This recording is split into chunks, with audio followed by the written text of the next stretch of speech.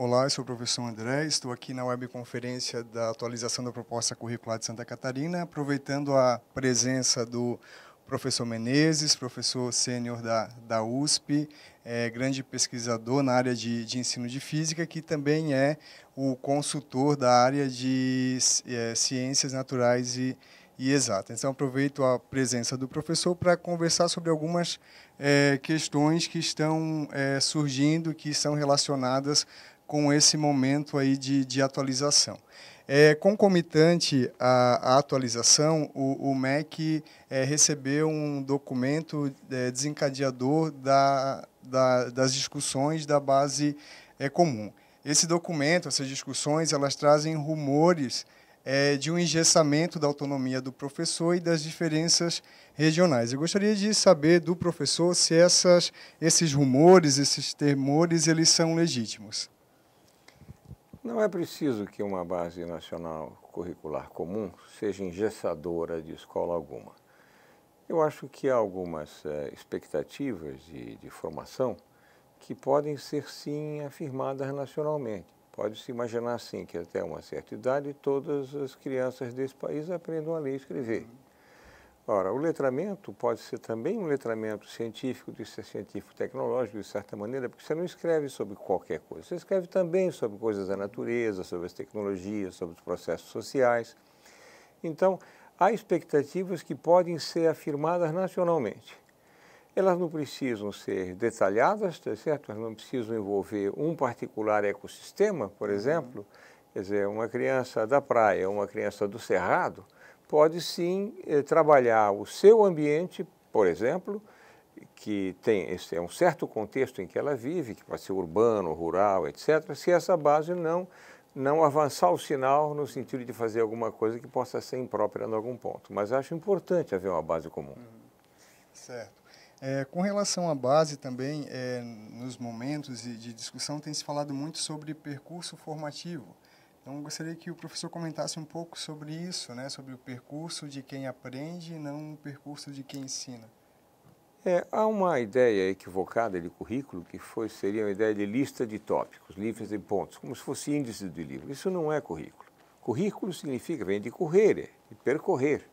É o percurso das atividades de quem aprende. E, portanto, é preciso pensar o aprendizado como resultado de práticas, de atividades das crianças e dos jovens, e não lista de discurso do professor e da professora. Claro, o professor é um motivador, é um animador dessas atividades e, portanto, ele precisa ter uma retaguarda de conhecimento e de competências didáticas. Mas o verdadeiro percurso formativo é aquele de quem aprende e não a lista do discurso de quem ensina. Perfeito. E pensando na organização do ensino de física, tem se falado nos conceitos fundantes, né, que vão estar presentes nessa nova proposta. Então, também gostaria que o professor comentasse um pouco, né, na estrutura, na organização desses conceitos. Isso. O que caracteriza a área de ciência da natureza, não especificamente a física, mas o conjunto das ciências e a matemática, e distingue das outras áreas do conhecimento, em parte são os próprios procedimentos, né, que têm a ver com os objetivos educacionais. Você quer que a criança domine certa terminologia científica, ele precisa saber não só ler e escrever aquilo, mas tem que saber o que significa. Então, há uma ligação entre o domínio das linguagens, as ciências e o domínio conceitual. Então, quando eu digo uma coisa é biodegradável, você pode escrever direitinho, não sabe o que está grafado direito, mas você não sabe o que significa essa biodegradabilidade. Então, há um letramento científico que faz parte da alma dessas ciências da natureza. Há procedimentos comuns também e métodos comuns de observação, registro de dados, análise dos dados, que é também uma característica dessas ciências. Os conceitos fundantes são conceitos de matéria, energia, transformação e conservação, evolução. são diferentes processos que estão mais, às vezes, intensos. Quando você pensa em transformações na biologia, você pode pensar em evolução de espécies, quando você olha diacronicamente milhões de anos ou bilhões de anos. Ao mesmo tempo, quando você olha isso para a física, pode ser uma mudança de estado, tá certo? Sim. É uma outra transformação, ou uma transformação química, em que uma substância surge da combinação de outras. Então, os objetos de estudo, os processos pelos quais esses objetos passam e os métodos pelos quais eu faço a investigação são conceitos fundantes que percorrem o conjunto das ciências da natureza e a matemática, distinguindo esses componentes curriculares dos correspondentes conteúdos, digamos, das ciências humanas. Então, não se faz experiência repetível em ciência humana. Você pode olhar a história sob diferentes ângulos, mas você não reinventa a história, você não reexperimenta a história.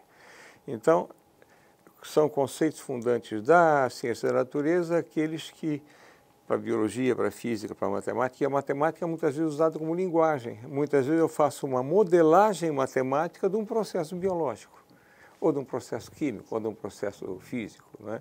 Então, uma percepção de conservação da energia, ou a estequiometria na química, né? ou mesmo a reprodução de bactérias ou micro-organismos numa cultura, tudo isso pode ser modelado numa perspectiva matemática.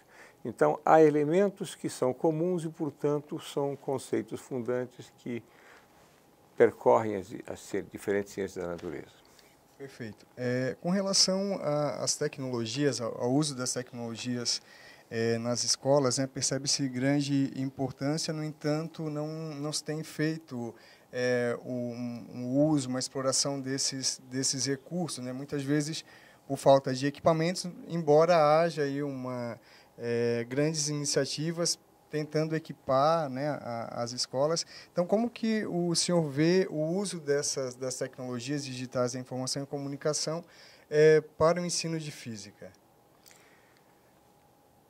Para a física, e não só para ela, para as ciências da natureza em geral, o fato de você poder acessar incontáveis laboratórios, né? Experiências virtuais, às vezes colocadas num plano abstrato, ou mesmo você pode, nesse instante, com algum equipamento plugado em Wi-Fi, você está sentado num banco de praça e você pode estar vendo as últimas fotos mandadas pelo Hubble, por um satélite em órbita de uma protogaláxia. Ora, esse acesso absolutamente aberto a informações, desprezar isso como acervo e instrumento, recurso de ensino das ciências é uma tolice. E, no entanto, eu sei, às vezes, de escola, que quase que inibe o uso desses recursos. Olha, eles têm que ser usados, e usados com grande liberdade. Claro que isso sempre traz ruídos, né? Toda vez que você abre para a informação pode ser precisa ou pode ser com ruídos. Isso eu peguei em tal site, isso eu peguei no Google, na Wiki, tá certo? Então, as coisas têm que ser checadas. Você não pode dizer, bom, já que está publicado é verdade. Tanto o papel pode ter informações erradas, como você pode encontrar informações erradas nos ambientes virtuais. Mas o acesso à informação, para ser depois verificada, contra-checada e tal, é essencial. E, portanto, nós temos que felicitar a chegada desses novos recursos de informação e comunicação, em vez de tentar nos proteger deles. Então, já finalizando o nosso bate-papo, gostaria de um recado para os professores, né, que estão na escola e que estão trabalhando com física e daqui a pouco receberão essa atualização da proposta, uma mensagem para esses professores? No que toca a essa renovação da proposta curricular de Santa Catarina, o professor não vai achar um cercadinho da física. Aqui está o meu pedaço, ignora o resto. Vai achar um texto que faz o percurso formativo da criança até o final da educação de base e que, no que toca às ciências da natureza, faz a física conversar com a química, com a biologia e com a matemática como parte de um campo de saberes. E, portanto, entrar em contato com essa proposta reformulada é, de fato, despertar para a existência de uma área do conhecimento. Nas escolas, as áreas do conhecimento têm sido uma mera abstração. Você diz que existe, porque tem a aula disso, daquilo mais, e o professor ignora, para lembrar a energia. Né? Energia para biólogo é trifosfato de adenosina, a mitocôndria, o cloroplasto, etc. Para físico é cinética e potencial. Para o químico é calor de reação, entalpia, etc. E um faz a absoluta questão de ignorar o que o outro está fazendo. Quem é o gênio na escola que lida com as energias todas? O aluno. Ora, nós temos que parar com isso. Mas para isso é preciso que a área se integre e deixe de ser uma mera abstração ou uma mentirinha. Muito obrigado. Então, em nome de todos os professores aqui do Estado de Santa Catarina, agradeço a presença, essa conversa com o professor Menezes, e nós ficamos por aqui. Muito obrigado. Obrigado a você.